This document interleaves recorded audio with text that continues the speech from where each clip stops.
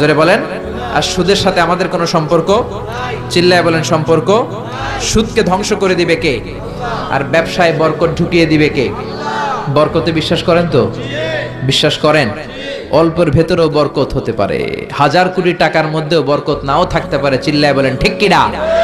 এজন্য আজ থেকে সুদের সাথে আমাদের কোনো সম্পর্ক নেই, আমরা ব্যবসা করব মুশারাকা সিস্টেমে, মুদারাবা সিস্টেমে, মুরাবাহা সিস্টেমে ব্যবসা করব। অল্প প্রফিট হলো এটার মধ্যে বরকত দিবে কে?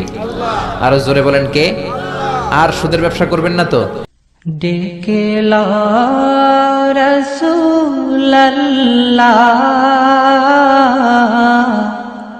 রওজা পাকের কিনারে।